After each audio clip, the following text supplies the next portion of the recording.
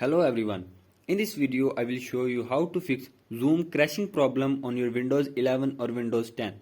So to fix this issue, follow every step as I am showing in this video and do not forget to subscribe this channel and also press the bell icon for the latest upcoming videos. Hope so this will fix your problem and help you a lot.